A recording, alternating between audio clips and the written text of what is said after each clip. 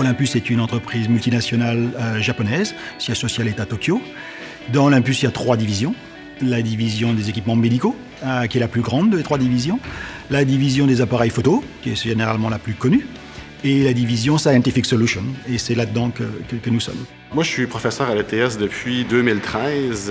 Au printemps 2014, j'avais présenté à la conférence, le Research Symposium de l'ASNT, une technique innovante qui utilisait les ondes guidées pour mesurer l'épaisseur résiduelle dans des pipelines où il y a des supports. Donc, quelqu'un d'Olympus assistait à cette conférence-là. Et donc, il est venu me rencontrer par la suite pour voir comment on pourrait amener cette technologie-là à un produit commercial. Aujourd'hui, pour l'inspection d'un support sur un pipeline, l'équipe d'inspection va devoir soulever le tuyau pour aller mesurer l'épaisseur résiduelle où le support va se situer. Et donc, la technique sur laquelle on travaille dans ce cas-ci, c'est de pouvoir faire la mesure d'épaisseur résiduelle lorsque le tuyau demeure en opération. Les ondes guidées, c'est des ondes qui sont générées à un certain endroit de la structure, qui vont se propager le long de la structure, donc y compris sous les supports, et qu'on va venir récupérer de l'autre côté. Si j'ai mon support ici, donc je ne peux pas aller inspecter parce qu'il y a mon support. Okay, par contre, je peux générer l'onde ici qui va se propager, elle va passer sous le support, et là, je vais mettre une autre sonde qui va venir mesurer l'onde à la sortie du support. C'est compliqué pour différentes raisons. Encore aujourd'hui, c'est très dépendant de l'utilisateur. Donc, la personne qui va aller faire l'inspection pourrait mener à des résultats différents d'une autre personne. L'interprétation des résultats aussi peut être compliquée dû au fait qu'il va y avoir souvent plusieurs modes d'ondes qui vont se propager.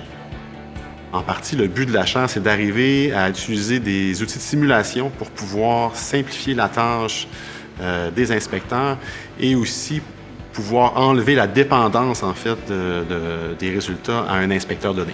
Donc, il y a différents types d'ondes en fonction de la fréquence qui vont être sensibles à différentes variations d'épaisseur. L'idée de la chaire, c'est de pouvoir finalement développer des nouvelles technologies qui sont basées sur d'autres mécanismes d'excitation des ondes, donc que ce soit de l'aspect transducteur, mais aussi sur le type d'onde qu'on va aller utiliser. Alors s'il manque, mettons, 20% de l'épaisseur, on sait que cette onde, elle peut être capable de se propager. Donc là, on va dire, ah ok, l'onde d'avant, mettons, elle pouvait se propager s'il restait 90% de l'épaisseur, mais cette onde-là, on sait qu'elle peut plus se propager s'il reste 80% de l'épaisseur, donc ça veut dire que là-dedans, on a une variation d'épaisseur entre 90 et 80. Je suis physicien.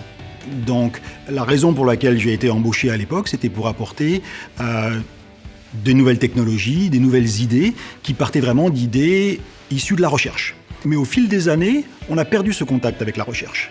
Et depuis que je suis président, j'ai voulu redémarrer cette collaboration à un niveau plus fondamental avec un organisme de recherche. Donc l'idée de la chaire, c'est d'alimenter notre entreprise avec des idées nouvelles, des technologies nouvelles qui vont venir du domaine de la recherche scientifique. Ce qu'on aime beaucoup avec Pierre Bélanger, c'est qu'il est issu du secteur académique, donc il a un background technique très intéressant. Il a aussi une grosse expérience dans le secteur industriel.